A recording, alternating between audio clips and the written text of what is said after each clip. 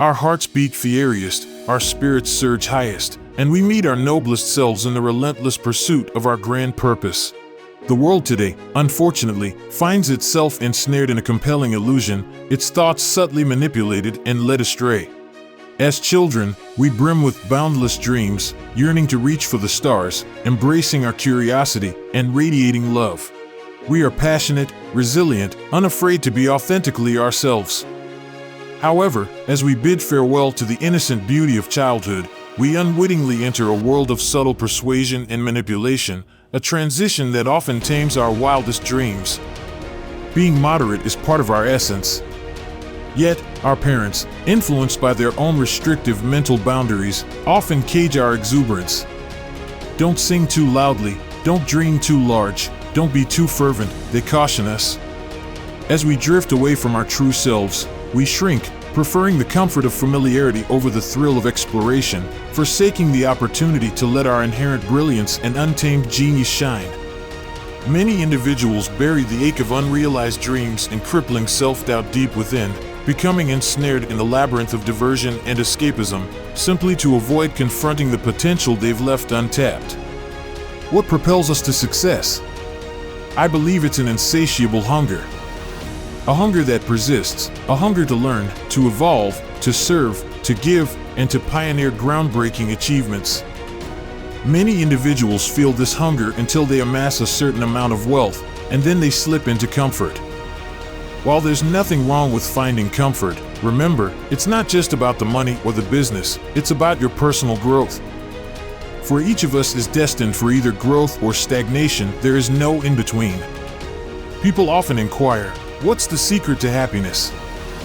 My response invariably boils down to one word: progress. Progress breeds happiness because while the joy of achieving a goal can linger for a week, a month, or perhaps 3 months, it eventually fades, necessitating the pursuit of something new. The craving for something else is simply our inherent need to evolve. The quest for more stirs within us all. To uncover the more, you need to plunge into the depths of your being. If you shy away from facing your inner self, you risk merely skimming the surface of existence, forever dwelling in the shallows.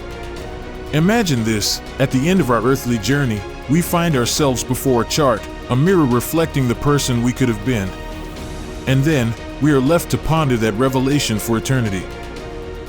I could have led a more fulfilling life, had I only dared to endure a bit more hardship, you might muse. Success, contrary to popular belief, doesn't come knocking at your doorstep, hand-delivering your dreams. It doesn't seek you out. Indeed, success doesn't even spare you a thought. It's up to us to take the initiative, to chase after the success that we so yearn for. Success is already fulfilling its role, it's time we commit to fulfilling ours. With each new dawn, as we draw breath in this world and take action, we should concentrate on becoming better versions of ourselves. We can't afford to stagnate or regress. We must recognize that remaining static is not an option. We must relentlessly focus, strive, strengthen, and propel ourselves, pushing until there is nothing left to push for. In the constant pursuit of growth, we find not only success, but also our most authentic selves. It's time to step into the gymnasium of your life and begin working out your self-discipline muscle. No more idle chatter. No more excuses. From here on, it's all about monumental action. Will there be days when motivation eludes you? Yes. Days when you yearn to hit pause, to surrender, to call it quits? Without a doubt. But heed my words, surrendering is never a viable choice. Your willpower must stand tall and resilient, like a lighthouse in the storm, guiding you through the tumultuous journey towards your dreams. It's in the act of persevering, against all odds, that you truly discover the strength within you. We've all fallen prey to a falsehood. We've subscribed to the misconception that confidence is merely self-belief. Consequently, when we face a situation where our belief in ourselves wavers, we panic, thinking our confidence has evaporated. Today, I implore you to embrace a fresh perspective on confidence. Confidence is not just belief in self, it's the courage to attempt. Because when you take action, when you put yourself out there, you start to perceive yourself differently. You witness yourself becoming a person of action, and that, in turn, fuels your confidence. We are designed for uphill journeys. When we reach the peak, we pause to revel in the view, but soon our eyes are drawn to a loftier summit in the distance. Why? Because it's in the ascent that we find our worth. It's the climb that enriches us, both in spirit and in strength. Almost all the positive emotions we experience, particularly those imbued with enthusiasm, a term that stems from the phrase filled with the Spirit of God, are born from this persistent climb. As we brave steeper slopes and conquer higher peaks, we continually fuel our inner fire, our divine enthusiasm. Our lives revolve around goals. Interestingly, and perhaps counterintuitively, the most fulfilling objective might be one we can never quite grasp. A goal that continually retreats as we advance toward it. This might sound frustrating, akin to Sisyphus forever pushing his boulder uphill. But it's not. As we chase this ever-elusive target, we find ourselves growing, improving, and evolving. Our lives, in turn, become more enriching, more fulfilling, and brimming with abundance. It's in the pursuit, not the attainment, that we truly find ourselves. The loftiest virtues and goals are often those that transcend our immediate reality. They stand tall, a beacon above our everyday endeavors, compelling us to continually strive for something more sublime, something grander. You are akin to a blade being forged. You are not here merely to exist, but to truly live. This journey isn't about merely reading books or acquiring knowledge. It's about repeatedly throwing yourself into the flames of experience, just as a sword is repeatedly tempered in fire. If you persist, just like the blade, you'll emerge sharper, stronger, and more resilient with every trial you overcome. You have to relentlessly forge yourself, just like a blacksmith hammers a blade. That's who I've become.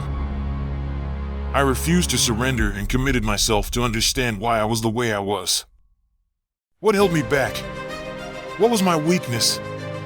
So, I thrust myself back into the fire, relentlessly honing and tempering my resolve. Over time, I began to notice a change.